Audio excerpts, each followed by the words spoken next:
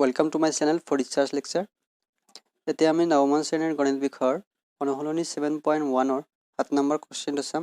আৰু কোৱেশ্চনটো আছে এনেকুৱা ধৰণৰ যে AB এডাল ৰেখাখণ্ড আৰু P ইয়াৰ মধ্যবিন্দু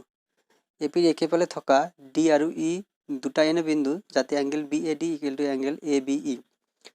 আৰু এংগল EPA এংগল DPB দেখুৱা যে নম্বৰ 1 triangle DAP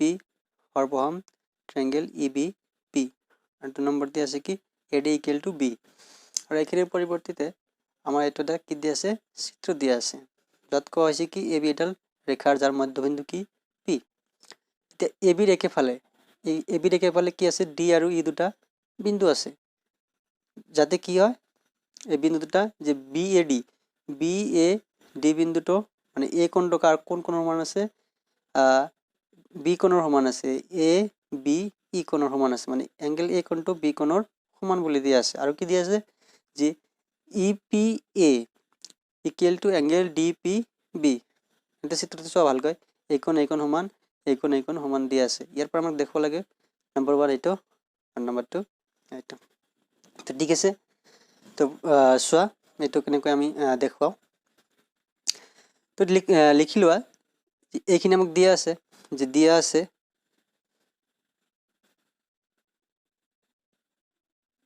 আছে কি যে angle EPA angle DPB EPA মানে এই কোণটো এই কোণৰ সমান দিয়া আছে এতিয়া যদি চোৱা যে এই কোণৰ লগত যদি আমি এইখিনি এড কৰি দিও তেনে কোনখিনি পাম DPA কোণটো পাম ঠিক এই কোণৰ লগত যদি আমি এইখিনি এড কৰি দিও কি পাম EPB কোণ পাম হয় না নহয় চোৱা যে angle EPA plus angle DPE মানে এই কোণখিনি equal to angle DPB plus angle DPE so EPA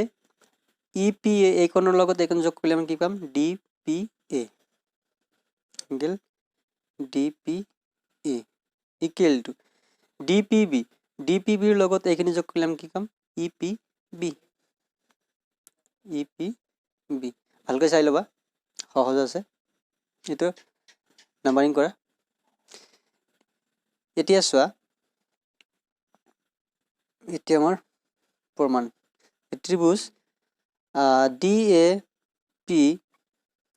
আৰু ত্ৰিভুজ EBP ৰ পৰা DAP মানে এই ট্ৰায়াঙ্গেলটো আৰু এই ট্ৰায়াঙ্গেলটোৰ পৰা আমি কি পাম হেতু মানে দুটা ত্ৰিভুজ কম্পেয়াৰ কৰি তাৰ কি সমান আছে আমি এটো চাম এতিয়া চোৱা এখন দিয়া আছে মানে কি BAD ABE এটা লিখা যে BAD এংগল ABE মানে এই কোণটো আৰু এই কোণটো কি আছে সমান বুলি দিয়া আছে এটা লিখা যে দিয়া আছে আৰু কি আছে যে যেহেতু AB এডাল ৰেখাখণ্ড আছিল তাৰ মধ্যবিন্দু কি P আছিল গতিকে AP আমি কি PP লিখিব পাৰিম যে লিখা এটো যে AP BP যেহেতু কি আছে P AB ৰ মধ্যবিন্দু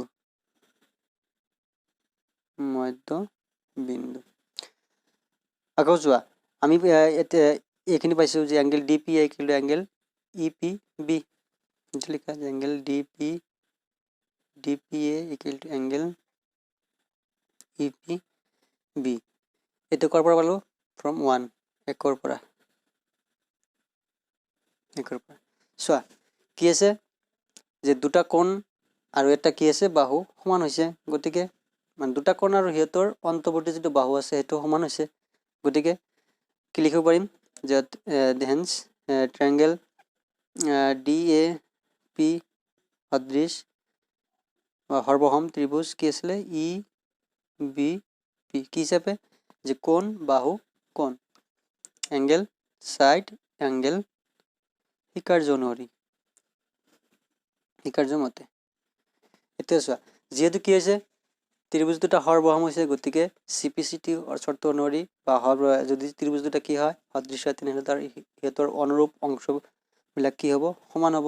অৰ্থাৎ কি হ'ব DA equal to EB হ'ব AP equal to BP হ'ব DP equal to EP হ'ব গতিকে ইয়াৰ পৰা আমি কি লিখিব পাৰিম লিখা গতিকে কি DA equal to EB DA equal to EB লিখিব পাৰিম কি হিচাপে CPCT যিটো শর্ত আছে এই শর্ত অনুযায়ী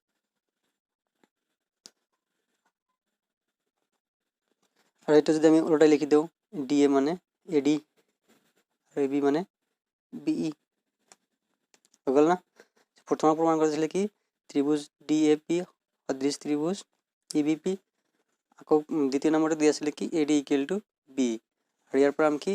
দুটাই প্ৰমাণ কৰি দিলো তো আই হোপ তোমালোকৰ ভিডিঅ'টো ভাল লাগিছে ভাল লাগিলে লাইক কৰিব লগতে আপোনালোকৰ বন্ধুবৰ্গৰ লগত শ্বেয়াৰ কৰি সিহঁতক সহায় কৰিব আৰু নতুন হলে সাবস্ক্ৰাইব কৰিব আজিলৈ ইমানেই ধন্যবাদ জয় আই অসম